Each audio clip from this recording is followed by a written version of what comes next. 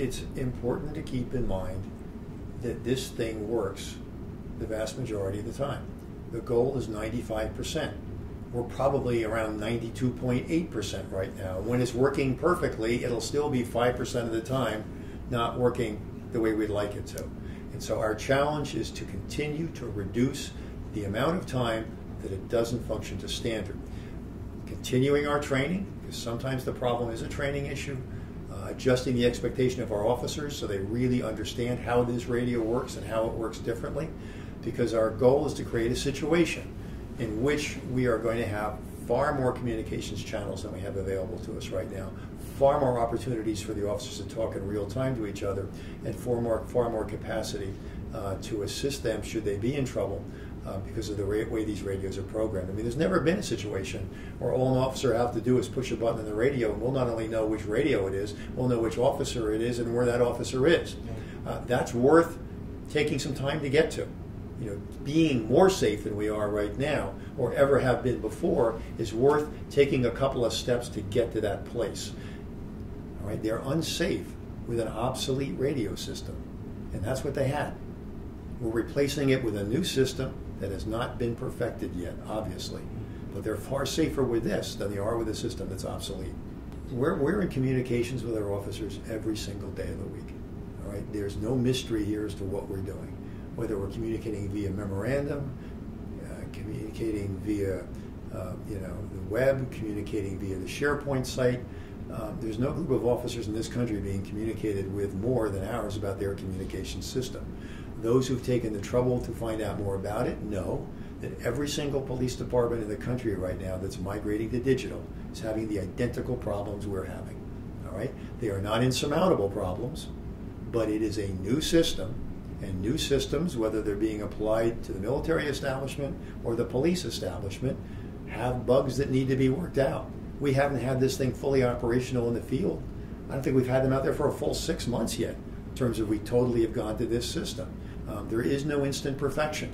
Technological innovation requires some degree of trial and error.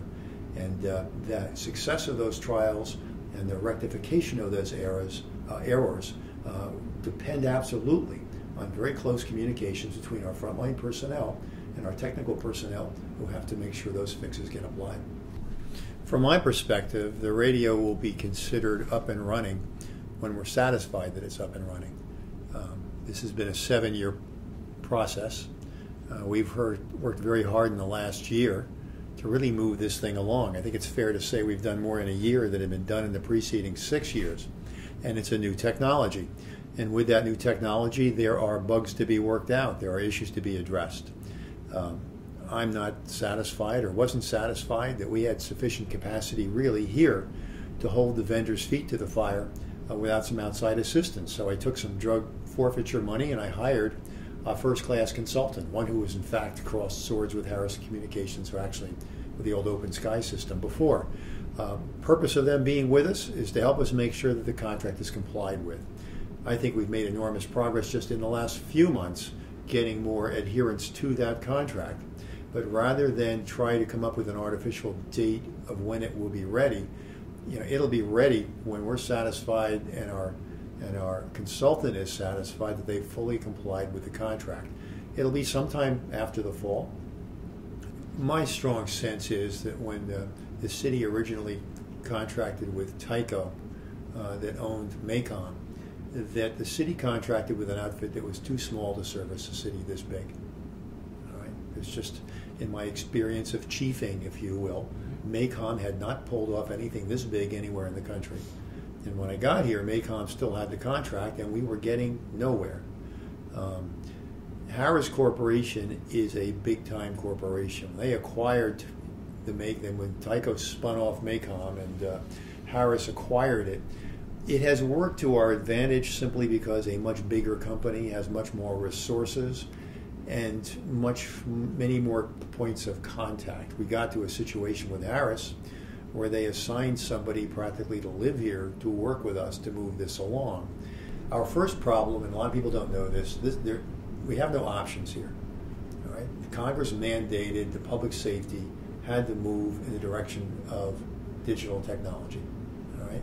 We had to go to trunked systems. The big challenge, unfortunately, is Milwaukee decided to be not cutting edge, but bleeding edge. Milwaukee became one of the very first big cities to try to make this migration. Quite frankly, we're paying the cost of that innovation because the technology wasn't where it should have been when we signed on the dotted line.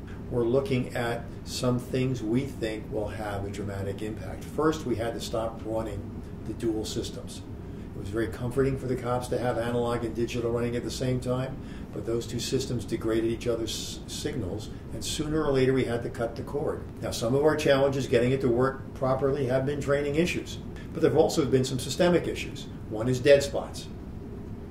Now, every single system, when it's new, we have to identify new dead spots. I mean, theoretically, I could take this system and pretend, it's total pretense because I can't. Let's say I had a wand, and I could make this system go away and buy somebody else's system tomorrow. We would go through this process all over again of finding that system's dead spots.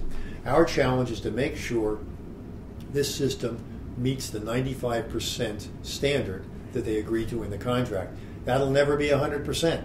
We had dead spots with the analog system. There are buildings to this day the analog system didn't work inside. Didn't work inside hospitals. Didn't work inside some parking garages. I dare say your cell phone doesn't work inside some buildings and garages. That's part of the problem. Nobody can afford a build-out that will work in 100% of our locations. Our challenge is to narrow the number of locations where there are dead spots. Finally, we've identified some issues with our consoles, which are the computer interfaces that kind of make the whole system work. Milwaukee bought the consoles before it got the radios operational. Well, God bless them.